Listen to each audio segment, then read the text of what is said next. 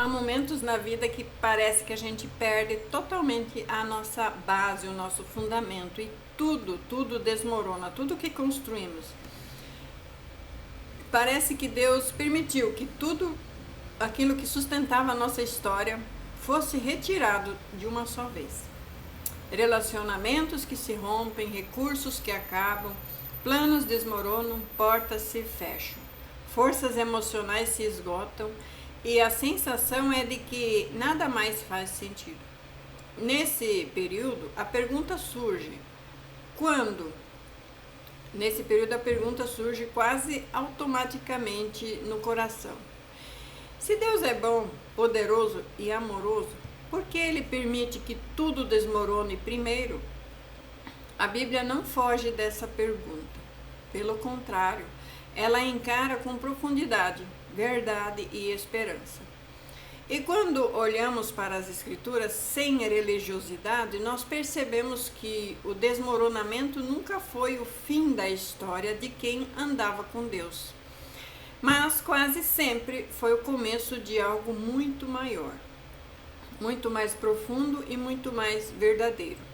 Deus não trabalha apenas com o que nós vemos, Ele trabalha com o que somos mesmo, de verdade. Muitas vezes o que chamamos de tudo não é aquilo que Deus chamou para ser o nosso fundamento. Há estruturas que construímos com bases em emoções feridas, expectativas humanas, dependências emocionais, orgulho espiritual, controle, medo, apego a pessoas ou até mesmo a bênção que tomaram o lugar do próprio Deus. Quando essas estruturas passam a sustentar a nossa identidade, Deus, em sua fidelidade, Deus permite que essas estruturas caiam, não para nos destruir, mas para nos salvar. Porque tudo aquilo que nos sustenta no lugar de Deus, cedo ou tarde se torna um ídolo. E Deus ama demais para dividir o lugar dele. Deus não divide o seu lugar no seu coração. Na Bíblia, quase todos os grandes homens e mulheres de Deus passaram por um colapso total antes de viverem o cumprimento pleno da promessa de Deus em suas vidas. José foi traído pelos próprios irmãos, foi vendido como escravo, foi acusado injustamente e foi esquecido na prisão antes de se tornar governador no Egito. Davi foi ungido rei, mas depois perseguido como um criminoso. José era um menino no campo, foi chamado para almoçar com os pais e Samuel ungiu rei. Isso não mudou a vida dele do nada. Ele passou por grandes bocados depois disso. Ele foi perseguido como se fosse um criminoso, viveu em cavernas, fugindo para sobreviver antes de se assentar realmente no trono. Jó perdeu seus filhos, perdeu a saúde, perdeu os bens e até a reputação, antes de conhecer Deus em um nível que ele mesmo nunca havia experimentado. E Abraão precisou chegar ao ponto de não ter mais forças naturais, nem possibilidades humanas, para então ver a promessa se cumprir pelo poder de Deus e não pela capacidade dele. Esses desmoronamentos não foram acidentais, foram processos que foram permitidos por Deus para alinhar o caráter, fé e dependência total em Deus. E quando tudo desmorona, Deus está nos chamando para fora dessas ilusões. Muitas vezes pensamos que confiamos em Deus, mas na prática confiamos no salário, no casamento, no ministério, na estabilidade, na opinião das outras pessoas ou até mesmo na nossa própria espiritualidade. O desmoronamento total revela onde estava de fato a nossa confiança. A palavra de Deus diz que maldito é o homem que confia no homem. e faz da carne o seu braço. Mas bendito é aquele que confia no Senhor e cuja esperança está no Senhor. Enquanto algo ainda nos sustenta, nós não nos rendemos por completo a Deus. E só quando tudo cai é que percebemos que o Deus que nos sustenta, ou não ficamos de pé sem Deus, não é? Deus permite realmente esse desmoronamento, porque Ele está mais interessado em formar Cristo em nós do que em preservar o nosso conforto. O conforto nos mantém, mas a verdade nos transforma. Muitas respostas que pedimos a Deus não vêm porque ainda estamos apoiados em estruturas falsas humanas. Há orações que só são respondidas depois que Deus desmonta todo o cenário atual errado. Não porque Ele é cruel, mas porque Ele é fiel ao propósito dele. Deus não remenda estruturas que precisam ser reconstruídas desde o alicerce. Ele não fortalece aquilo que precisa morrer. Ele não sustenta aquilo que nos impede de crescer espiritualmente. E há também um princípio espiritual profundo. Deus frequentemente esvazia antes de encher. Deus reduz antes de multiplicar. Deus leva ao deserto antes de conduzir à terra prometida. O deserto ele não é a ausência de Deus, mas é um ambiente onde Deus se revela sem distrações. Foi no deserto que Israel aprendeu a depender do maná diário. Foi no deserto que Moisés teve seu chamado confirmado. Foi no deserto que Jesus venceu as tentações e iniciou o seu ministério. O desmoronamento nos leva a um lugar onde não temos mais controle.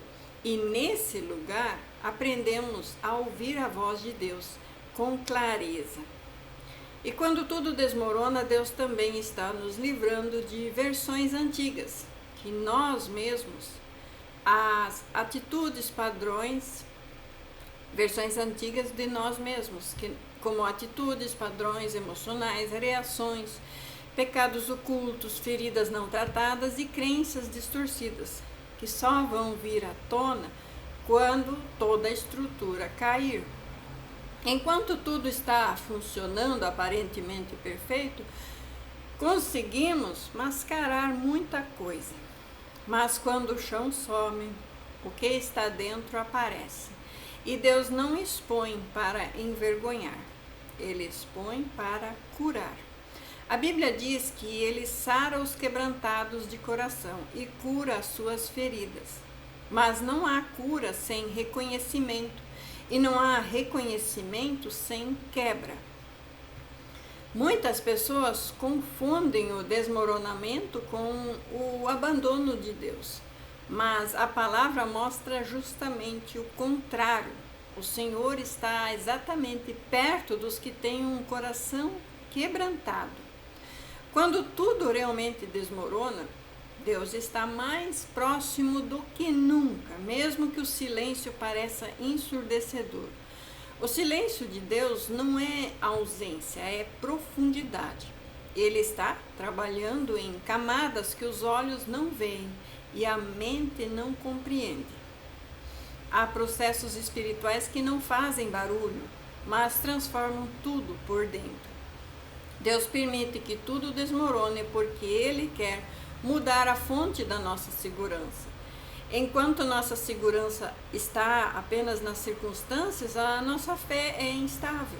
Mas quando nossa segurança passa a estar em Deus, nada mais pode nos destruir. Paulo aprendeu isso quando disse que sabia viver na abundância e na escassez, porque tudo podia naquele que o fortalecia. Ele não dependia mais dos cenários humanos, ele dependia apenas da presença de Deus.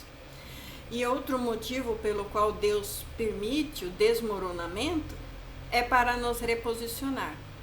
Há lugares, relacionamentos, ambientes e ciclos que não combinam mais com o propósito que Deus tem para a nossa vida. Se Deus não permitir que aquilo acabe, nós permaneceremos onde não deveríamos mais estar. Há portas que só se fecham porque nós não teríamos coragem de sair dali sozinhos. Há términos que são livramentos, porque Deus quer nos tratar nesse tempo de solitude.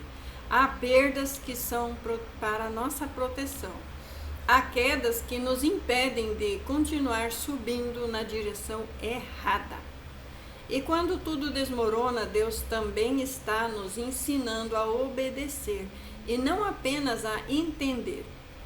Muitas vezes queremos explicações, mas Deus quer entregar, quer que você entregue. A fé verdadeira não nasce quando tudo está claro, mas quando tudo está escuro. Quando escolhemos confiar mesmo sem ter as respostas. Abraão não entendeu tudo, mas ele obedeceu. Jó não recebeu explicações, mas permaneceu fiel. Jesus no Getsemane não teve o cálice retirado, mas se submeteu à vontade do Pai.